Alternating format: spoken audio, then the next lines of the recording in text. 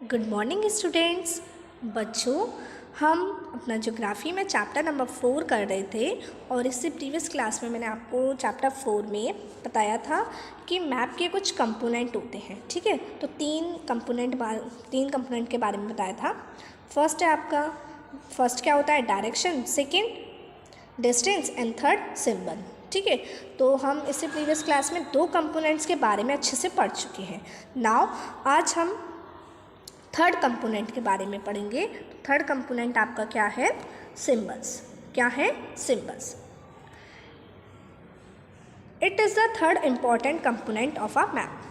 It is not possible to draw on a map the actual shape and size of different features such as buildings, roads, bridges, trees, railway lines और a well. देखो, अब हमारा map कितना छोटा होता है ना, अर्थ कितनी बड़ी, और उस अर्थ को पूरा हमें मैप पर लाना होता है।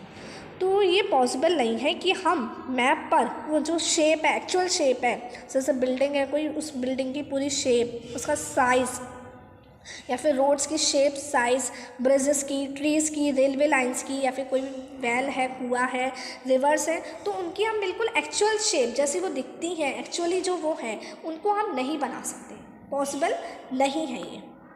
So they are shown by using certain letters, shades, colors, pictures and lines. तो हम उनको मैप पर शो करने के लिए क्या इस्तेमाल करते हैं? या तो कुछ लेटर्स का यूज़ करते हैं, शेड्स का यूज़ करते हैं, कलर्स का यूज़ करते हैं, पिक्चर्स का यूज़ करते हैं और लाइंस का यूज़ करते हैं, ताकि हम उन फीचर्स को अपने मैप में बहुत ईजीली शो कर सकें। ठीक है, These symbols give a lot of information in a limited space. और ये जो सिम्बल्स होते हैं ये हमें एक लिमिटेड स्पेस में, क्योंकि मैप में बहुत लिमिटेड स्पेस होती है, उसको देखकर बहुत सारी इंफॉर्मेशन हम पता कर सकते हैं इन सिम्बल्स के थ्रू। With the use of these symbols maps can be drawn easily and are simple to write. और इन सिम्बल्स का यूज़ करने से क्या होता है कि हम मैप्स को बहुत ईजिली बना सकते हैं और उनको ईजिली पढ़ सकते हैं। बहुत सिंपल होता है उनको पढ़ना। Even if you don't know the language of an area and therefore cannot ask someone for directions, you can collect information from maps with the help of these symbols. अब क्या होता है, सपोज आप उस क्षेत्र की लैंग्वेज नहीं जानते, उस एरिया की लैंग्वेज नहीं जानते, तो आप मैप नहीं पढ़ पाएंगे वहाँ के एरिया का, लेकिन इन सिम्बल्स के थ्रू, वो सिम्बल्स बने होते हैं, तो आप उन सिम्बल्स के थ्रू उस मैप में से बहुत सारी इंफॉर्मेशन कलेक्ट कर सकते हैं। Maps have a universal language that can be understood by all. तो जो मैप होता है ना, मैप में ये नहीं है कि ये क्षेत्र का मैप है तो केवल वहीं की लैंग्वेज होगी। मैप में यूनिवर्सल लैंग्वेज होती है। यूनिवर्सल लैंग्वेज मतलब यूनिवर्स में जितने भी जो भी हैं, यूनिवर्स में जितने भी लोग हैं, सब उस लैंग्वेज को पढ़ सकें, सब उसको पढ़ सकें, मैप को अच्छे से जान सकें, उससे इंफॉर्मेशन कलेक्ट कर सकें। There is an international agreement regarding the use of these symbols. अब देखो इन सिम्बल्स का यूज़ कैसे करना है, किस तरीके से इन सिम्बल्स का यूज़ किया जाता है, इसके लिए इंटरनेशनल एग्रीमेंट हुआ है। These are called conventional symbols. In symbols को हम क्या बोलते हैं बच्चों? इन सिम्बल्स को बोलते हैं कन्वेंशनल सिम्बल्स। क्या बोलते हैं? Conventional symbols. Conventional symbols. ठीक है, some of the conventional symbols are shown in the figure 4.3। देखिए, जैसा आप इस फिगर 4.3 को अच्छे से देखिए और देखिए कि यहाँ पर आपको कुछ कन्वेंशनल सिम्बल्स दिए गए हैं। जैसे देखो रेलवे लाइन। अब ब्रॉड गॉज को हम किस तरीके से शो करते हैं मैप में? इस वे में। मीटर गॉज को इस तरीके से, रेलवे स्टेशन को इस तरीके से। अब कहीं पर हमें मेटल्ड रोड दिखानी है तो हम ये डबल लाइन बना देंगे, और कहीं पर हमें अनमेटल्ड रोड बनानी है तो वो इस तरीके से होगी, डॉटेड लाइंस में, 2 डॉटेड लाइंस। ठीक है, आई बात समझ में? तो ये नहीं है कि वहाँ पर पूरी रोड दिखानी पड़ेगी, हम इस तरीके से उन लाइंस को भी शो कर सकते हैं। अब अगर कहीं पर इंटरनेशनल बाउंड्री दिखानी है तो इंटरनेशनल बाउंड्री इस तरीके से दिखाई जाएगी, स्टेट बाउंड्री इस वे में दिखाई जाएगी, और डिस्ट्रिक्ट बाउंड्री इस वे में दिखाई जाएगी। ठीक है, अब कहीं पर रिवर दिखानी है तो इस तरीके से, वेल दिखाना है, टैंक दिखाना है, टैंक है, पॉन्ड है या कैनाल है, ब्रिज दिखाने हैं, तो वो इन सिंबल्स का यूज़ किया जाएगा। तो आप यहाँ देख सकते हैं, आपको बहुत सारे यहाँ पे सिंबल्स दिए गए हैं। टेम्पल का दिया है, चर्च, मॉस्क, छतरी। पोस्ट ऑफिस का दिया है कि अगर कहीं पर पोस्ट ऑफिस है तो वहाँ पर क्या लिखा हुआ होगा मैप में, PO। और पोस्ट एंड टेलीग्राम ऑफिस होगा तो वहाँ क्या लिखा होगा, PTO। ठीक है। और पुलिस स्टेशन होगा तो PS। ठीक है। अब कहीं पर सेटलमेंट है तो वहाँ पर इस वे में दिखाया जाएगा, और ग्रेवयार्ड इस वे में। ट्रीज़ दिखानी है कहीं पर मैप में तो ये इस तरीके से ट्रीज़ बनी होंगी, और ग्रास दिखानी है तो ये सिंबल मैप में बना होगा। तो ये कुछ सिंबल्स दिए गए हैं आपको, और ये आपको सिंबल्स पता होंगे तो आप मैप को बहुत ईजिली पढ़ सकते हैं। ठीक है। तो आपको क्या करना है, आज अपनी ज्योग्राफी की नोटबुक में इन सारे सिंबल्स को बनाना है। ठीक है। ब्रॉड गॉज लिखेंगे, फिर उसका सिंबल ड्रॉ करेंगे। मीटर गॉज लिखेंगे, फिर उसका सिंबल ड्रॉ करेंगे। रेलवे स्टेशन लिखेंगे, फिर उसका सिंबल। तो ये कुछ यहाँ पे आपको जितने भी सिंबल्स दिए गए हैं, इन सारे सिंबल्स को आपको बनाना है, ताकि आपको भी पता हो कि इन सिंबल्स का मीनिंग क्या होता है। ठीक है। तो ये आपको सारे सिंबल्स कैसे में बनाने हैं, अपनी ज्योग्राफी की नोटबुक में बनाने हैं। चलिए आगे देखते हैं। Various colours are used for some purpose, same purpose, मतलब एक पर्पस के लिए अलग अलग कलर्स इस्तेमाल किए गए हैं। फॉर एग्जाम्पल जैसे हम देख सकते हैं कि generally blue is use for showing water bodies. हमने देखा कि वाटर बॉडीज़ के लिए जनरली हमने कौन सा कलर यूज़ किया है, ब्लू कलर यूज़ किया है। जो भी वाटर बॉडीज़ दिखानी है, हमें रिवर दिखाना है, टैंक दिखाना है, कोई ओशन है, तो आपने देखा होगा कि वो ब्लू कलर से डोमिनेट होता है। और अगर कहीं पर माउंटेन्स दिखाने हैं तो माउंटेन्स किस कलर से होते हैं, ब्राउन कलर के। जैसे माउंटेन दिखाने हैं तो ब्राउन कलर के। कहीं पर आपको प्लेट्यू दिखाने हैं, इस तरीके का स्ट्रक्चर है, कहीं पर प्लेट्यू दिखाना है तो वो येलो कलर का होता है। और प्लेन एरिया के लिए हम क्या यूज़ करते हैं, ग्रीन कलर। क्या यूज़ करते हैं बच्चों, ग्रीन कलर। आई बात समझ में। चलिए आगे देखते हैं हम।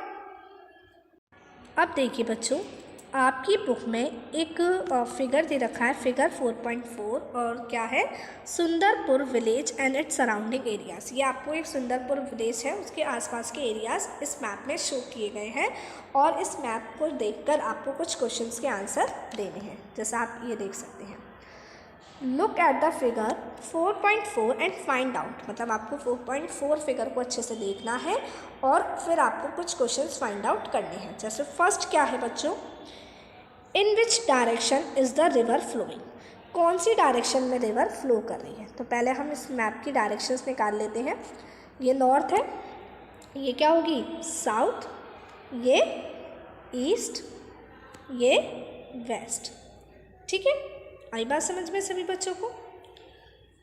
अब देखिए, तो रिवर किस डायरेक्शन में जा रही है, बताओ रिवर किस डायरेक्शन में फ्लो कर रही है, साउथ डायरेक्शन में। किस डायरेक्शन में फ्लो कर रही है, साउथ डायरेक्शन में। तो फर्स्ट का आंसर होगा साउथ। क्या होगा बच्चों फर्स्ट का आंसर, साउथ। सेकेंड देखिए, what kind of road passes by the side of village Dhumri. अब विलेज धुमरी का है, देखिए मैप में विलेज धुमरी है, ये है ना। तो विलेज धुमरी के पास से कौन सी काइंड की रोड है, मतलब मेटल्ड रोड है या अनमेटल्ड रोड है। तो बताइए, धुमरी विलेज कहाँ है, ये, और इसके पास की यही तो है, यही तो रोड है, यही तो रोड है। अब मुझे बताइए, जो डबल लाइनिंग वाली रोड होती है उसको हम, जो डबल लाइनिंग कहीं पर शो हो रहा है तो उसका मतलब वो कौन सी रोड है, मेटल्ड रोड है। कैसी रोड है, मेटल्ड। और अगर ये डॉटेड लाइन्स होती हैं तो ये कैसी रोड होती है, अनमेटल्ड। कैसी होती है बच्चों, अनमेटल्ड। ठीक है, तो डबल लाइनिंग है, इसका मतलब धुमरी विलेज के पास कौन सी तरीके की रोड है, मेटल्ड रोड। कौन सी है, metalled, METALLED, metalled road. Third question देखिए, on what type of railway line is Sundarpur situated. Sundarpur जो सिचुएटेड है वो किस टाइप की रेलवे लाइन पर सिचुएटेड है।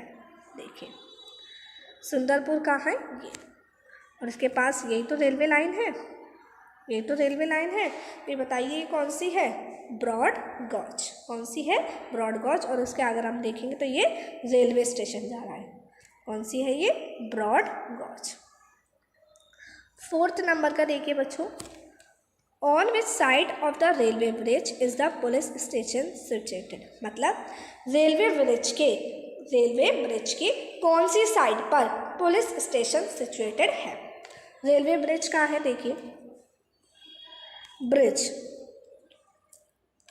ब्रिज कौन सा है, ब्रिज का स्ट्रक्चर देखिए, सिंबल होता है ये, ब्रिज का सिंबल क्या है ये, तो ब्रिज ये है। अब आप मुझे बताइए पुलिस स्टेशन कहाँ है, ये PS लिखा हुआ है ना, तो ये क्या है, पुलिस स्टेशन। तो ये ब्रिज के कौन सी साइड पर है पुलिस स्टेशन, साउथ साइड पर है ना, हमने पढ़ा था ना, ये साउथ है, साउथ साइड पर ही है, तो हम यहाँ पे लिखेंगे साउथ। आपको समझ में आ रहा है ना, मैप के थ्रू इनको आंसर्स समझ में आ रहे हैं। चलिए अब 5th वन देखिए, on which side of the railway line do the following line. मतलब आपको बताना है, ये कुछ दे रखे हैं, आपको भी बताना है कि रेलवे लाइन के कौन सी साइड पर है, रेलवे लाइन के कौन सी साइड पर है। तो देखिए रेलवे लाइन कौन कौन सी है, पहले तो हम ये देखते हैं। तो रेलवे लाइन कौन सी है, एक तो ये है ना, और एक ये तो दो है। ये कौन सी है, ये तो आपकी मीटर गॉज है, और ये यहाँ पर ब्रॉड गॉज, और यहाँ पर रेलवे स्टेशन। तो पहले हम देखते हैं, पहले किसकी डायरेक्शन बतानी है, छतरी। छतरी का फिगर कौन सा होता है, देखिए सिंबल कौन सा होता है छतरी का, ये होता है, कौन सा होता है बच्चों, ये, ठीक है, छतरी का सिंबल होता है ये। तो ये बताइए ये रेलवे साइड के रेलवे लाइन की कौन सी डायरेक्शन में है, बताइए। इस साइड है ना, तो ये कौन सी डायरेक्शन हो गई, साउथ डायरेक्शन में है। कौन सी डायरेक्शन में है, साउथ डायरेक्शन में। अब मुझे बताइए अब चर्च कौन सी डायरेक्शन में, चर्च कहाँ है, चर्च होती है ये, तो चर्च कौन सी डायरेक्शन में है इस रेलवे लाइन के, बताओ। ये रेलवे लाइन है तो ये नीचे की तरफ है ना, तो कौन सी साइड पर है, कौन सी डायरेक्शन में है, साउथ। कौन सी डायरेक्शन में बच्चों, साउथ। उसके बाद बताइए मॉस्क, मॉस्क कौन सा है, ये। अब मॉस्क कौन सी डायरेक्शन में है, रेलवे लाइन की इधर वाली डायरेक्शन में, तो ये कौन सी डायरेक्शन हो गई, नॉर्थ। कौन सी डायरेक्शन है ये, नॉर्थ, ठीक है, कौन सी डायरेक्शन है बच्चों, नॉर्थ। अब पॉन्ड बताइए, पॉन्ड कौन सी डायरेक्शन में, पॉन्ड कहाँ है, ये पॉन्ड कहाँ है बच्चों, ये है पॉन्ड। अब ये रेलवे लाइन के कौन सी डायरेक्शन में है पॉन्ड, ये इधर की तरफ जा रहा है ना, ये इसके इधर वे में तो जा रहा है, और इधर से अगर हम इस वाली लाइन से देखें तो इधर जा रहा है, और इस वाली लाइन से देखें तो ऊपर जा रहा है। तो ये हो गया एक तरीके से नॉर्थ और ईस्ट के बीच में, क्योंकि यहाँ पे नॉर्थ होता है और यहाँ पे क्या होता है बच्चों, नॉर्थ होता है ना, नॉर्थ होता है, और यहाँ पर होता है ईस्ट। तो ये देखो ये दोनों के बीच में जा रहा है, नॉर्थ और ईस्ट के बीच में। तो हम पॉइंट का क्या लिखेंगे, नॉर्थ ईस्ट। क्या लिखेंगे बच्चों, नॉर्थ ईस्ट। अब आगे देखिए, अब हमें देखना है रिवर। रिवर कहाँ है, रिवर यही तो है रिवर। तो ये रेलवे लाइन के कौन सी डायरेक्शन में, देखो कौन सी डायरेक्शन में है रेलवे लाइन के रिवर, एक तो इधर से ही तो जा रही है, तो ये साउथ में भी है और ईस्ट में भी है, तो कौन सी डायरेक्शन होगी, साउथ ईस्ट। कौन सी डायरेक्शन होगी, साउथ ईस्ट। ओके, रिवर की कौन सी डायरेक्शन होगी, साउथ ईस्ट। नेक्स्ट है post and Telegram office. Post and Telegram office क्या है, PTO। कौन सा है ये, PTO। तो ये आप मुझे बताइए रेलवे लाइन के साउथ में भी है, बट साउथ तो यहाँ होता है ना, साउथ यहाँ होता है। देखो ये पोस्ट ऑफ क्या है, ये पोस्ट एंड टेलीग्राम ऑफिस। तो ये रेलवे लाइन के इधर भी है, और साउथ होता है इधर, और ईस्ट होता है यहाँ। तो ये देखो साउथ और ईस्ट के बीच में आ रही है, सॉरी ईस्ट नहीं वेस्ट, साउथ और वेस्ट के बीच में आ रही है ना। पोस्ट एंड टेलीग्राम ऑफिस कहाँ है, साउथ और वेस्ट के बीच में। तो कौन सी डायरेक्शन होगी इसकी, साउथ वेस्ट। कौन सी डायरेक्शन होगी बच्चों, साउथ वेस्ट। आई बात समझ में सभी को। चलिए नेक्स्ट है ग्रेवयार्ड। ग्रेवयार्ड कैसा होता है, ये जो आपको दे रखा है ना, ये होता है ग्रेवयार्ड। तो ये रेलवे लाइन के कहाँ है, साउथ में है। ये तो आप इजीली बता सकते हैं कहाँ पर है, ग्रेवयार्ड कहाँ है, साउथ। कहाँ है बच्चों, साउथ। तो आपको ये फिगर के थ्रू इन क्वेश्चंस के आंसर देने थे, जो मैंने आपको पूरा सॉल्व करा दिया है। एंड आई होप आपको ये अच्छे से सारे क्वेश्चन समझ में आ गए होंगे, ठीक है। और आपको ये भी अपनी ज्योग्राफी की नोटबुक में करना है। तो पहले आपको ये जो फिगर दे रखा है, फिगर 4.4, आप पहले इसको ड्रॉ करेंगे। फिगर 4.4 को ड्रॉ करने के बाद इन क्वेश्चंस के आंसर अपनी ज्योग्राफी की नोटबुक में लिखेंगे, ठीक है। सभी को मुझे ज़रूर चाहिए, सभी की नोटबुक में मुझे ज़रूर चाहिए, सभी का वर्क होना चाहिए ये। अब आगे बढ़ते हैं। नेक्स्ट टॉपिक है स्केच। स्केच क्या होता है? जैसे किसी भी चीज़ का हम स्केच बना लेते हैं ना, तो स्केच क्या होता है? A sketch is a drawing mainly based on memory and spot observation and not to scale. देखो, स्केच का मतलब है कि हम बस एक ड्राइंग बना लें जो किसकी बेस्ड है? हमारी मेमोरी, हमारी जैसे हमने हमारे इमेजिनेशन के ऊपर बेस्ड है। किसके ऊपर बेस्ड है? हमारे इमेजिनेशन के ऊपर बेस्ड है। हमने कोई भी स्केल नहीं लिया है, कोई भी मेजरमेंट नहीं लिया है, बस ऐसे ही उस स्केच को बना दिया है। Sometimes a rough drawing is required of an area to tell where a particular place is located with respect to other places. देखो, कभी कभी क्या होता है, हमें किसी जगह की जगह ये हमें बतानी है कि उसका पर्टिकुलर एरिया क्या है, वो कहाँ पर लोकेटेड है, किसके रेस्पेक्ट में? और प्लेसेस के रेस्पेक्ट में, कि और जगह है और उन जगहों के पास ये वाला है। जैसे हम बोलते हैं ना कि मेरा घर मंदिर के पास है, तो हमने मान लिया कि वो मंदिर मंदिर हमने इमेजिन कर लिया, स्केच बना लिए, मंदिर से आगे बढ़ेंगे वहाँ पर मेरा घर है, इस तरीके से, ठीक है। तो हमें कभी कभी एक रफ ड्राइंग की ज़रूरत पड़ती है। Suppose you want to go to your friend's house. Suppose आप अपने फ्रेंड के घर जाना चाहते हैं, but you don't know the way, लेकिन आपको रास्ता नहीं पता है। Your friend may make a rough drawing to show the way to his house. तो आपके फ्रेंड क्या करेगा? आपके फ्रेंड ने आपको मैप नहीं दिया कि ये लो मैप और मैप से आ जाना, नहीं, उसने एक रफ ड्राइंग बना दी कि यहाँ पर एक दुकान है, यहाँ पर एक शॉप है, और शॉप के पास यहाँ पर एक मंदिर है, मंदिर के सामने देखना एक गली जा रही होगी, उसमें मेरा घर है। तो इस तरीके से उसने एक रफ ड्राइंग बना दी। उस रफ ड्राइंग को ही हम स्केच बोलते हैं। क्या बोलते हैं? स्केच बोलते हैं। Such a rough drawing is drawn without scale. तो इस तरीके की जो रफ ड्राइंग बनाई जाती है वो स्केल के बिना बनाई जाती है। अब आपका दोस्त ऐसे तो नहीं बनाता ना कि आप ये शॉप है, शॉप के आगे तुम 1 किलोमीटर चलना या फिर इतना चलना, ऐसे तो नहीं होता। बस एक बता दिया जाता है कि यहाँ जाना है, फिर थोड़ा आगे बढ़ेंगे, फिर यहाँ जाना है। तो उसी रफ ड्राइंग को जो बिना स्केल के बनाई जाती है, बिना मेजरमेंट के बनाई जाती है, बिना स्केल बनाई जाती है, उसको हम बोलते हैं स्केच मैप। क्या बोलते हैं? Sketch map. क्या कहलाता है वो? स्केच मैप, ठीक है। अब आगे जो नेक्स्ट टॉपिक है वो है बच्चों प्लान।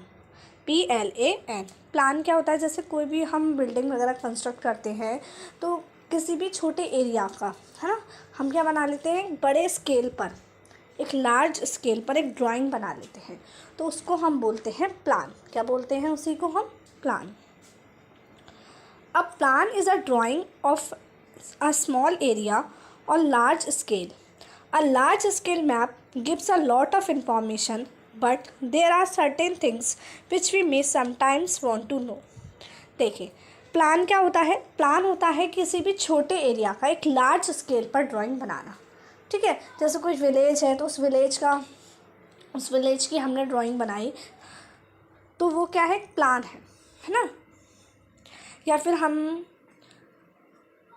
प्लान का मतलब क्या हुआ? प्लान का मीन्स यही है कि लार्ज स्केल पर हम जब कोई छोटे एरिया को एक लार्ज स्केल पर शो करते हैं, उसकी ड्राइंग बनाते हैं, तो वो प्लान कहलाता है। हमने लार्ज स्केल मैप के बारे में पढ़ा था ना। लार्ज स्केल मैप क्या होते हैं? छोटे से एरिया को एक बड़े स्केल पर, एक लार्ज स्केल पर, है ना, हम मैप में शो करें, तो वो ऐसा मैप क्या कहलाता है? Large scale map. जैसे उसमें बताया गया था कि उसने 5 सेंटीमीटर, अगर मैप में कोई डिस्टेंस है, तो रियल कितनी है? रियल ओनली 500 मीटर है। तो ये बहुत बड़ा स्केल लिया गया है ना। तो इसलिए हम ऐसे मैप को क्या बोलते हैं? Large scale map. अब जो लार्ज स्केल मैप होते हैं वो हमें बहुत सारी इंफॉर्मेशन प्रोवाइड करते हैं, लेकिन फिर भी कुछ ऐसी चीज़ें होती हैं जिन्हें हम जानना चाहते हैं। For example length, breadth of a room. जैसे एक कमरे की हम लेंथ जानना चाहते हैं, ब्रेथ जानना चाहते हैं, तो उसके लिए हम क्या करेंगे? Which can not be shown in a map. तो उसको मैप में तो दिखाया नहीं जाएगा कि मैप में जैसे कोई घर है, उस घर में क्या कमरे हैं, तो उस कमरे की क्या लेंथ है, क्या ब्रेथ है, तो उसको तो उस मैप में शो नहीं किया जाएगा ना। तो उसके लिए हम क्या करते हैं, ड्राइंग बनाते हैं स्केल की मदद से, drawn to scale called a plan. उसको हम क्या बोलते हैं, प्लान बोलते हैं ना। जैसे कोई भी किसी भी चीज़ का प्लान बनाना, योजना बनाना, तो उसी को हम बोलते हैं प्लान। क्या बोलते हैं बच्चों, प्लान। आई बात समझ में। इसी के साथ ये आपका चैप्टर कंप्लीट होता है। तो आज आपको इसमें 2 काम करने हैं। होमवर्क आपका है, आपको तो सारे सिंबल्स बनाने हैं, उसके बाद ये फिगर 4.4 बनाकर इसके जो क्वेश्चंस दिए हैं इनको आपको अपनी ज्योग्राफी की नोटबुक में करना है। ठीक है, तो आप सभी को आज का होमवर्क समझ में आया, और इसी के साथ आपको अपना ये चैप्टर पूरा पढ़ना है, कंप्लीट करना है। ओके, तो अब मैं आपको बच्चों नेक्स्ट क्लास में मिलूँगी। Till then take care, bye bye.